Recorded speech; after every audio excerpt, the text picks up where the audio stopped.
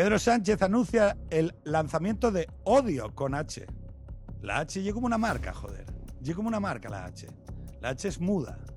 Y hoy, en ese contexto y en ese marco, quiero anunciarles la implementación de la segunda medida.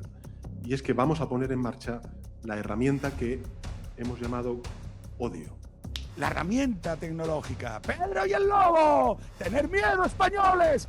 ¡El odio! ¡Odio a tu vecino! El clásico odio a tu vecino. ¡Que viene el odio! ¡Que viene el odio! Cómpramelo. ¡Qué bien! ¡Qué bien! Pedro está protegiéndonos. Está protegiéndonos. ¿Cómo? Mirándonos, observándonos, mirando quién reacciona y quién no. ¿Quién publica? ¿Quién no publica? Sacando listes. Preguntando ya a la gente, oye, tú una pregunta, ¿por qué no compartes lo que está haciendo nuestro presidente? Porque tengo aquí un papel que lo dice. No serás tú de los otros. Ponerse, va a poner al frente, se va a poner al frente de la charanga. ¿Por qué? Porque la gente tiene miedo. Oye, una pregunta, ¿ese miedo, quién lo metió? ¿Quién lo metió entre los vecinos? Pregunta. En 2023 aún no existía Odio con H, pero ya se ha hablado bastante de vigilancia digital, de activismo ultrapopulista en redes sociales y de libertad de expresión. Y por eso el Foro de Cultura de Valladolid organizó esta charla entre Andrew Morantz y Juan. Andrew es americano, redactor de New Yorker, autor de Antisocial y, como vais a ver, uno de los tipos que mejor ha estudiado tanto el fenómeno de las redes en sí como su impacto en la conversación pública. La investigación que tú hiciste supone dar un paso que muy poca gente da en Internet, que es atravesar el espejo de Alicia y conocer a la persona que está, en el caso de aquellos activistas que tú conociste, moviendo redes, haciendo cambiar las métricas, haciendo aparecer trending topics de donde no hay conversación. Pero de tu libro me interesó muchísimo el trato personal y cierto nivel de ternura que vi en ti hacia ellos. O sea, ese enemigo de la democracia de pronto muchas veces era una persona un poco ridícula y un poco desamparada. Eso me pareció muy interesante. Sobre lo que estás diciendo hay algo muy interesante que yo creo que podemos pensar. Tu hipótesis, Andrew, es que ya no podemos hablar de libertad de expresión con los mismos términos que antes de la llegada de las redes sociales, porque las redes sociales han introducido una distorsión de las posibilidades de discusión pública. Estoy totalmente de acuerdo. Pero yo te lo voy a plantear de otra manera, a ver qué te parece. Yo tengo la teoría de que hasta que han llegado las redes sociales no hemos sabido lo que era la libertad de expresión. Porque antes de las redes sociales hacían falta filtros.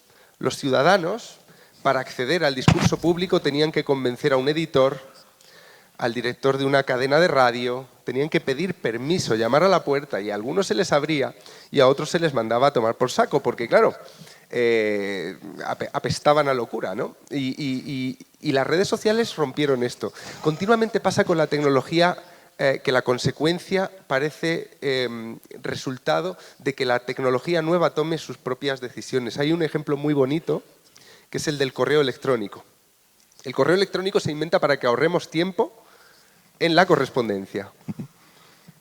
Antes de que exista el correo electrónico, tienes que escribir una carta, tienes que meterla en un sobre, tienes que ponerle un sello. No tengo sellos, tienes que ir a comprarlos, tienes que llevarla al buzón. Llega a la otra persona que tiene que hacer el mismo proceso y se pierde en 7 días. Entonces algún genio dijo, uy, ¿y si lo hacemos instantáneamente? Ahorraremos mucho tiempo, la gente podrá leer más libros, la gente podrá hacer deporte. No, nunca hemos dedicado en la historia de la humanidad tanto tiempo a la correspondencia. Es como si la tecnología hubiera tomado su propia decisión. Con las redes sociales, ¿qué nos dijeron? Vas a estar más cerca de los demás. ¿Y qué estamos viendo? Grupos de amigos donde cada uno está mirando su móvil, gran distancia entre los que piensan diferente, enfrentamientos casi bélicos en torno a un adjetivo, a una palabra, en torno a una idea. Las redes sociales sin duda nos han alejado, pero las redes sociales, y es lo que te planteo para seguir conversando, quizá también nos han hecho ver qué es la libertad de expresión real. Eso que los padres fundadores de Estados Unidos pusieron en la Constitución, eso que levanta tu país, no sabían lo que era. Y ahora quizá lo sabemos. Absolutely. Sí, sin duda. Y además es que aporta muchas cosas que pueden ser o bien muy liberadoras o bien muy destructivas. Yo estoy un poco obsesionado con la inteligencia artificial en estos momentos porque está a punto de hacer lo que tú has comentado del correo electrónico, lo que pasó con el celular, con los móviles. En fin, me parece que ahorra muchísimo tiempo, que estira el tiempo. Y sin embargo, no podemos limitarnos a desear que todo el mundo va a cambiar de mentalidad. Hombre, podemos desear lo que queramos, pero no va a suceder. Podemos rezar, dice Juan. Sí. ¿Cómo reconstruir, por lo tanto, un mundo en el que no estamos dominados de esta forma? Es interesante ver que estas personas nos iban a ahorrar tiempo, nos iban a facilitar la vida y de alguna manera esto no está sucediendo. Y yo creo que muchas veces el motivo está en el lucro.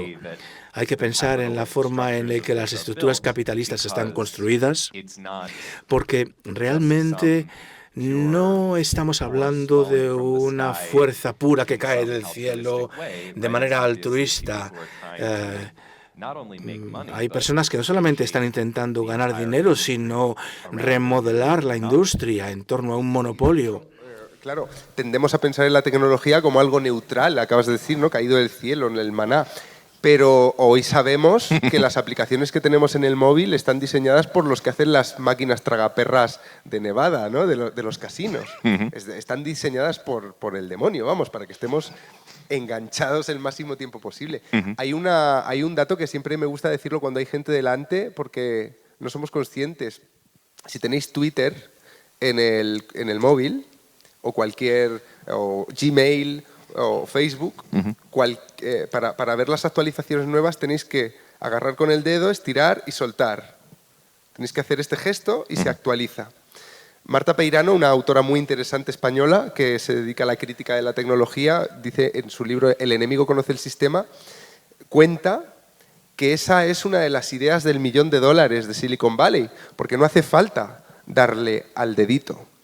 Lo que descubrieron es que si le damos al dedito, estamos haciendo el mismo gesto que con la palanca de la tragaperras.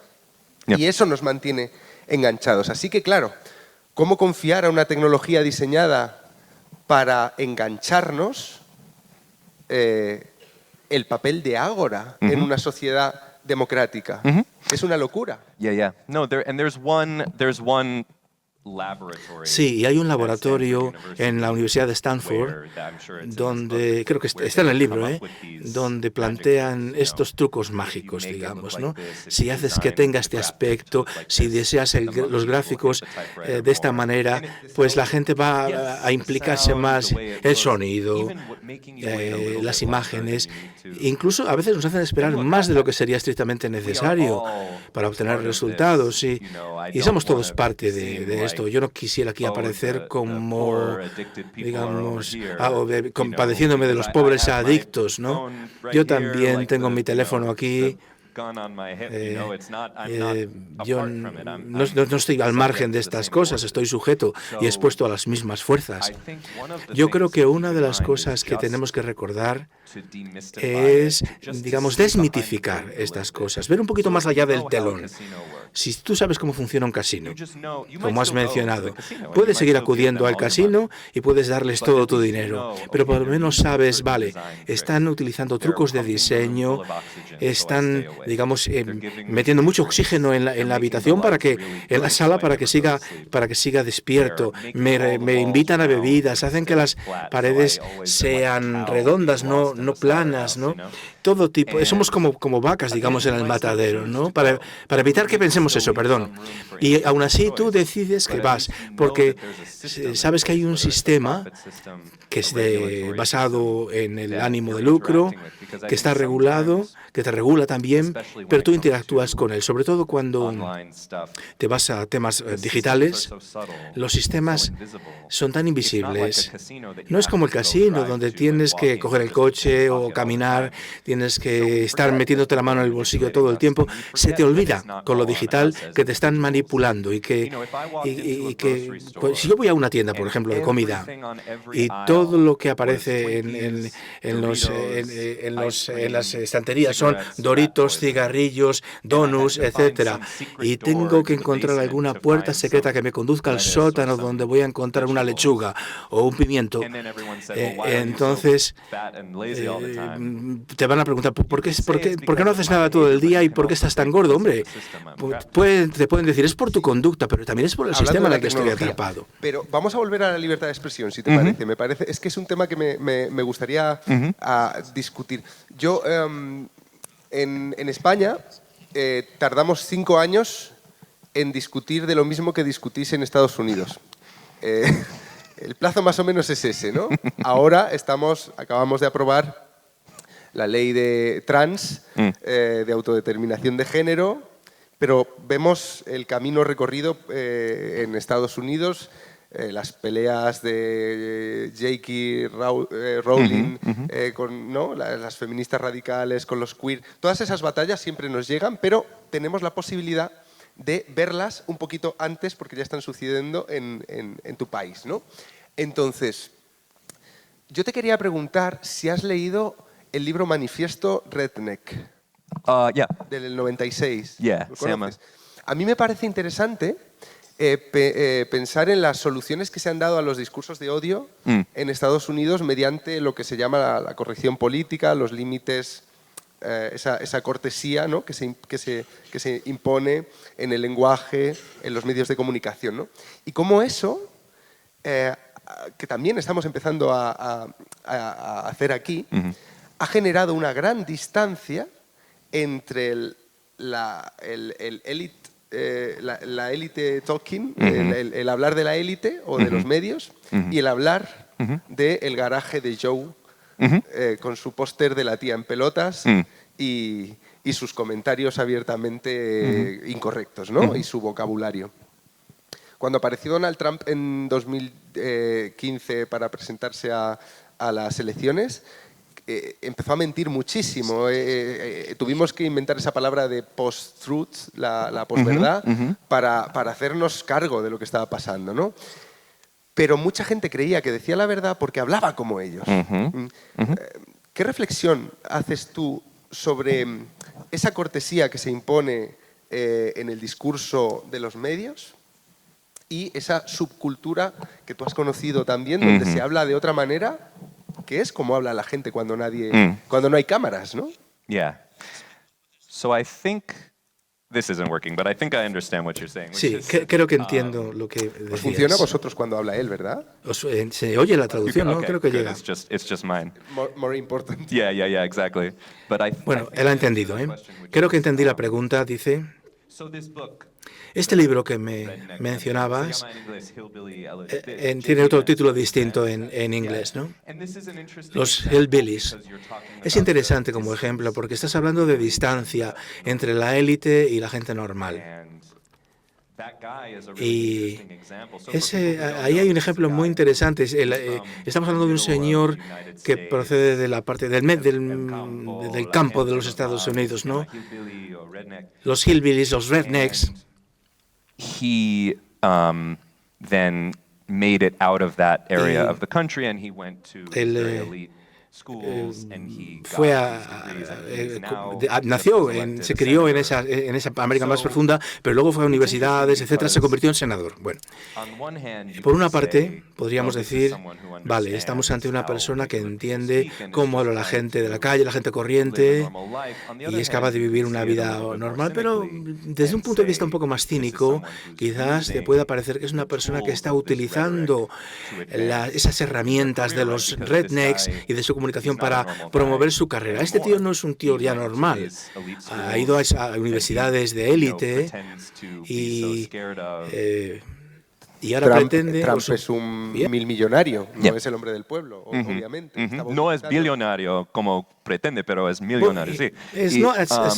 No es tan rico como dice, pero sí que tiene mucho dinero.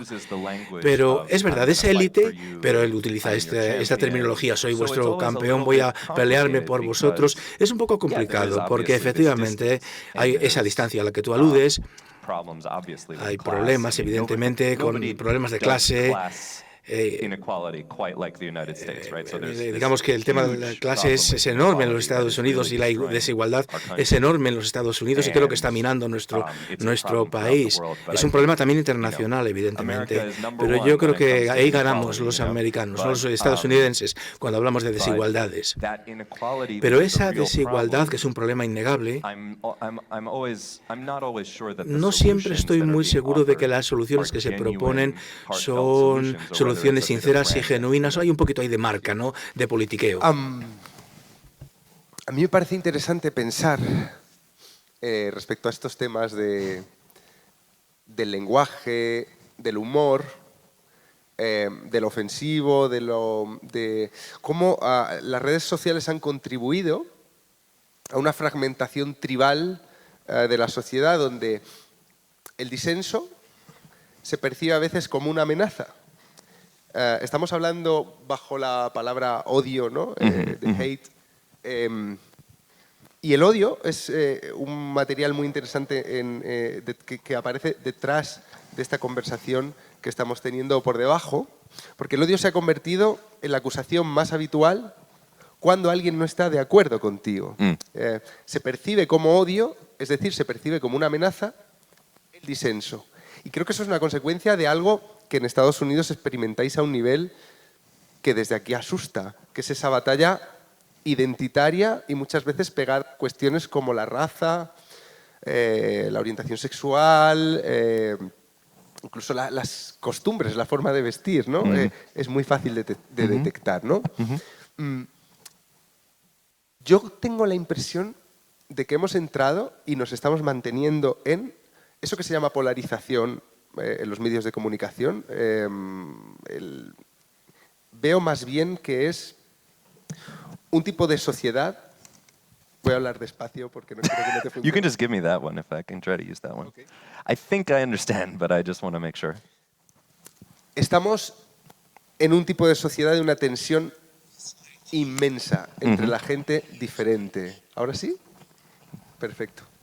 Estamos en una sociedad de una tensión tremenda entre gente diferente, donde las opiniones políticas diversas se perciben como un campo de batalla en el que el desacuerdo amenaza lo que tú eres.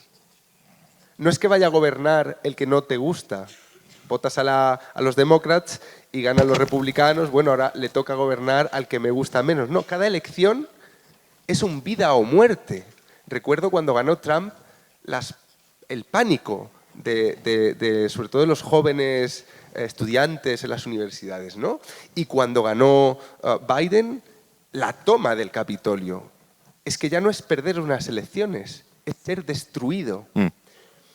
Todas las soluciones que se están poniendo cuando alguien tiene el poder van en detrimento del otro. Al principio Joe Biden dijo que iba a gobernar para todos, pero claro, la derecha en Estados Unidos está tan beligerante contra todo lo que se intenta hacer, con el tema del aborto, por ejemplo, los jueces, los medios de comunicación tipo Fox, que parece que el propio debate, tal y como está concebido, te obliga a atrincherarte. ¿Tú ves una solución en esto? ¿Ves una salida?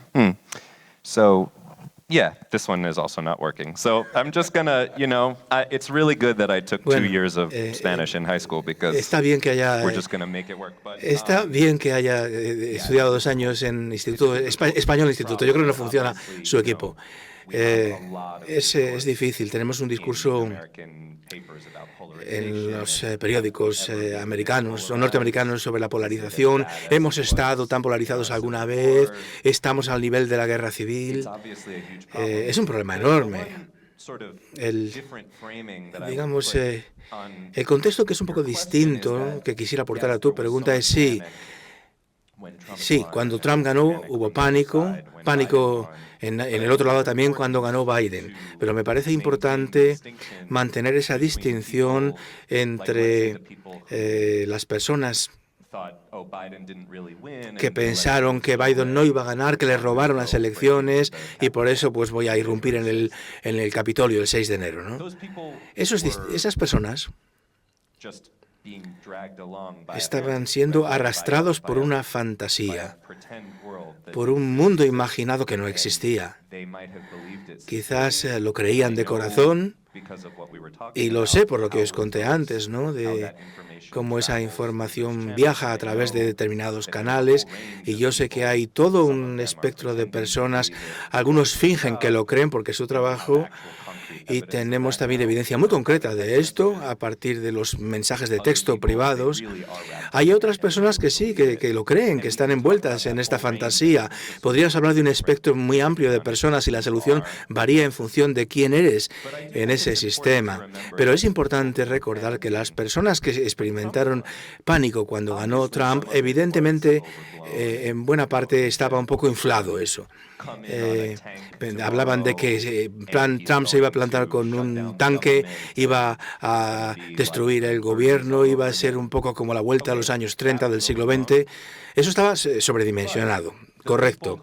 Pero las personas que decían,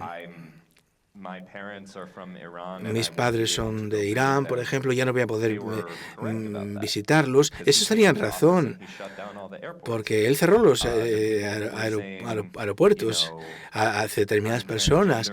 Hay gente que decía, bueno, yo soy transgénero y voy a tener problemas en el colegio, y tenían razón. Yo creo que es importante diferenciar entre un tipo de pánico, que es una especie de histeria de masas, y un tipo de pánico que está fundamentado en la realidad. Yo entiendo la polarización que esto ha generado, y es importante verlo.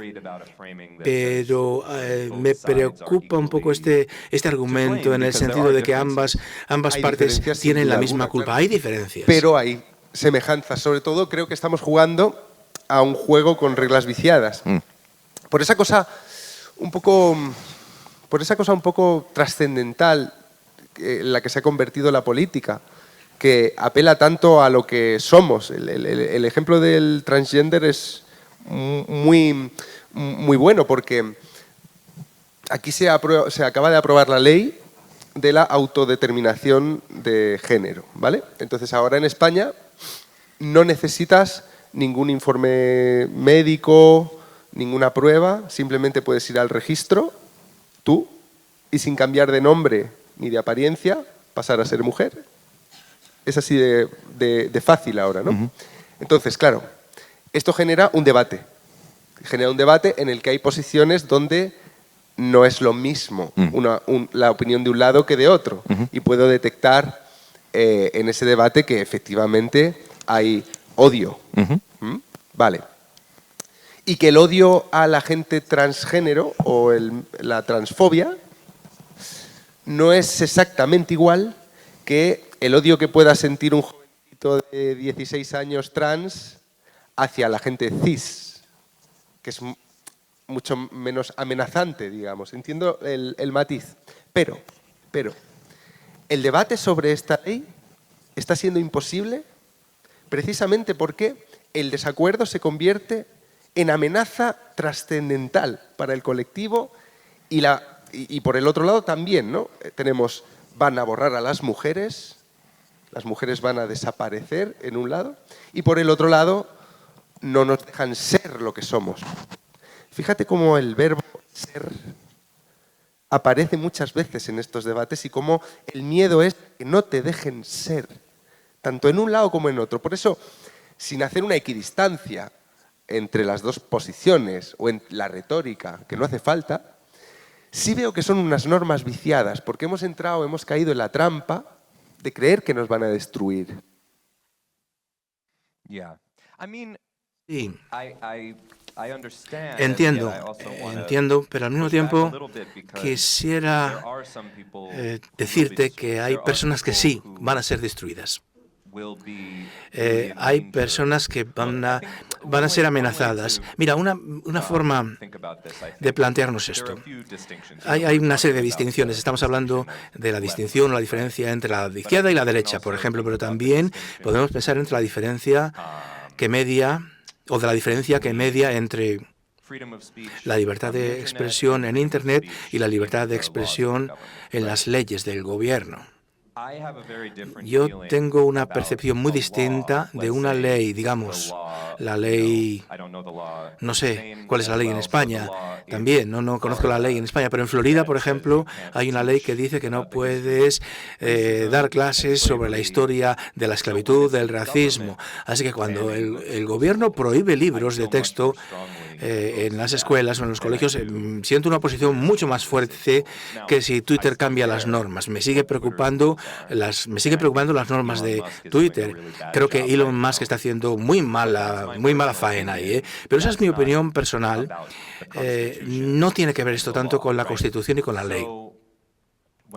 En este sentido, cuando hablamos de la libertad de expresión, que ya nadie va a poder expresarse, creo que hay casos donde esto es verdad, que puede haber, y hay otros casos en los que puede haber una histeria, digamos. Puede haber una forma de crítica que se interprete como censura o al revés. Que con este ambiente para la discusión, pudiendo ser real alguna amenaza, yo creo que Estados Unidos es un país extremadamente violento. Es que esa es una diferencia muy grande con Europa. Aquí no tenemos tiroteos masivos. Aquí no tenemos esas palizas en la calle que se ven correr por Internet. No ocurre. Aquí un policía sabe que no le van a disparar y es muy raro que un policía saque un arma o ese nivel de brutalidad. Tenemos también nuestros casos de brutalidad, ¿no? Pero es verdad que vienes de un país muy violento y eso es una diferencia enorme. Wow. Sí, por utilizar un ejemplo, ¿no? Por dar un ejemplo, porque creo que el contexto es muy importante siempre. Tenemos un debate, esto fue en el verano del 2020, que fue evidentemente delicado y violento, Black Lives Matter, George Floyd y todas estas cosas, ¿no? Con las elecciones a la vuelta de la esquina y el COVID encima, ¿no? Un tiempo un poco de miedito, ¿eh?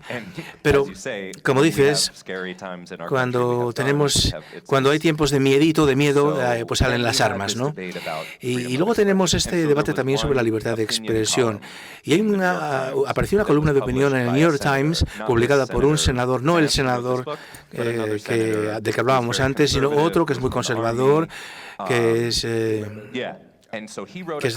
proviene del ejército. Él escribió una columna de opinión en la que decía: señor presidente Trump, por favor, aplaque estas protestas con el ejército. Me parece un ejemplo muy bueno de cómo la violencia callejera, cómo esa violencia callejera tiene una intersección con las ideas radicales también de la libertad de expresión. A las personas que se hacen estas preguntas desde el punto de vista, por ejemplo, un senador como este debería poder escribir esa columna en un periódico, pues la respuesta es obvia. Esta es una libertad, es una sociedad libre. ¿Cómo puedes puedes tener tanto miedo de las ideas, ¿no? Pero desde otro punto de vista, desde el otro ángulo, un ex militar, ex oficial, puede pedirle a un presidente a que conoce personalmente, que es el jefe superior del ejército y que también, desde mi punto de vista personal, es una persona muy poco inteligente, muy poco de fiar e inestable, puede preguntar al señor Trump, al señor jefe del ejército, que envíe armas para bombardear a los ciudadanos que protestan en las calles. Entonces, si vemos la pregunta desde ese punto de vista, pues aquí sí que tenemos una amenaza a la libertad de expresión, porque la gente en la calle está expresando su punto de vista y estás pidiendo que el ejército los mate por su libertad de expresión. O sea, depende del contexto, de cómo formulemos la pregunta. En España en 2017, no sé si conoces el caso de Cataluña. Es interesante pensar en las manifestaciones como libertad de expresión. Black Lives Matter nació en 2014, nació con Obama de presidente, no nació en 2017, o sea, en 2020. En 2020 lo que pasa es que fue el asesinato de George Floyd y las protestas enloquecieron, porque recuerdo haber leído en letra pequeña en un periódico americano, no recuerdo cuál, posiblemente el New York Times o el Washington, pero en letra muy pequeña, que había 14 muertos durante las protestas en las ciudades, provocados por la protesta. 14 muertos. En las protestas por un ciudadano asesinado por la brutalidad policial. Vuelvo a lo mismo. Ese nivel de violencia para nosotros es inaudito. Te pongo el ejemplo de Cataluña. En Cataluña, en 2017, aquí en España tenemos gobiernos autónomos, ¿vale? Está el gobierno de la nación y luego gobiernos con bastante autonomía, ¿no? Educación diferente, tienen bastante poder, ¿vale? Ese gobierno autónomo, con una mayoría muy pequeña, casi del 50-50, decidió redactar unas leyes que rompían la Constitución, ¿de acuerdo? Para separar Cataluña del resto de España. Hubo muchas protestas, a favor y en contra. Pero las protestas a favor, las grandes manifestaciones a favor, eran manifestaciones del gobierno autonómico. Aunque la gente que salía quería expresar esto, era una demostración de fuerza, no de la ciudadanía, tanto como del gobierno, ¿no? Durante aquellas protestas llegó a haber violencia, sobre todo el día de la votación. Hicieron una votación para un referéndum ilegal y aquel día la policía dio palos. 0 muertos. En la protesta más grande que ha habido en España. Pese a que aquello fue un gobierno expresándose, no fue la expresión de la ciudadanía como una protesta obrera o una protesta de trabajadores, sino que era una protesta institucional. Yo entiendo que en España podemos tener fácilmente esa protesta como libertad de expresión de una parte. Pero es que en Estados Unidos os matáis. Well, it's also an interesting another part of the puzzle. Va a ser la última y pasaremos las preguntas del público, que me han hecho un gesto desde allí. Perfect. Yeah. So think of your questions too, because we put a lot on Gracias the por table tus already. preguntas, porque ya hemos aportado muchos temas interesantes. Esto tiene que ver con lo que hablábamos antes, en el sentido de que es interesante cuando hablamos de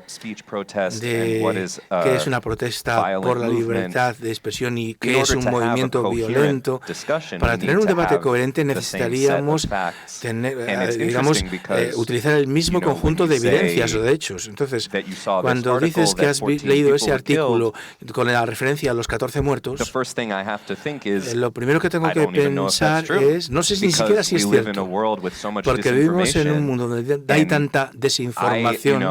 Este sería ese verano del 2020. No estoy diciendo que te lo estés inventando, Juan, pero ¿de dónde sacamos la información? Yo escribí un artículo sobre estos investigadores de Harvard que estudiaban de manera muy metódica cada una de estas protestas y establecían si había habido violencia o no según los datos. Y según sus datos, este había sido el movimiento menos violento en la historia moderna de Estados Unidos. El 90% de estas manifestaciones no habían generado daño ni siquiera de propiedad. Ahora, si te vas a Fox News, la historia es distinta. Yo creo que tú leíste ese artículo y estoy seguro de que eso es lo que decía el artículo. Pero no sabemos si es verídico. No lo había oído antes, la verdad, Juan. Y yo creo que esta información, a veces, este ecosistema de información tan contaminado en el que vivimos, significa que lo lees y a lo mejor te crees que te lo ha dicho el Washington Post, pero no es el Washington Post, .com o .com. Era un medio acreditado. Bueno, no hablo de ti. Pero, por ejemplo, pasa lo del el Hunter Biden laptop. The New York Post say this is true. dijo que era verdad. Esa noticia. Tuvimos que esperar para confirmarlo, para corroborarlo. Sí. Bueno, nos está complicando esto la vida mucho a todos nosotros. Puedes leer un artículo, una noticia y luego darte cuenta de que es desinformación de los rusos. Esto nos da mucho más trabajo a todos nosotros. Es como el email. Nos iba a facilitar la vida y ahora nos la complejiza mucho porque ahora mismo ni siquiera sabemos quién murió, si alguien rompió un cristal de una ventana y en las manifestaciones de Black Lives Matter y a lo mejor ese artefacto pues o a lo mejor era un provocador del gobierno. Es que tampoco quiero dar la idea de que todo es confusión y entonces ni convertir esto en un ejercicio filosófico. ¿Qué es la realidad? ¿Qué es la verdad? No. Pero sí que subraya lo que habías dicho antes en el sentido de que nos han vendido la historia de que la propagación inmediata de la información ahí al alcance de nuestra mano nos iba a facilitar la vida y muchas veces lo que hace es confundirnos más y hace posible que escojamos la información que nos apetece más. Hay gente que va a elegir la versión de Fox News, hay gente que va a escoger la información de los investigadores de Harvard y entonces eso ya llega un momento en el que no podemos ni tener una conversación o un diálogo. Aquí de cháchara, pero seguro que hay preguntas. Y como estamos por la libertad de expresión y eso, podéis preguntar lo que queráis, sin filtro. Las preguntas que hace el público son interesantísimas. Os recomiendo que pinchéis aquí o en el enlace del comentario fijado y así podéis ver la charla íntegra en el canal del Foro de la Cultura.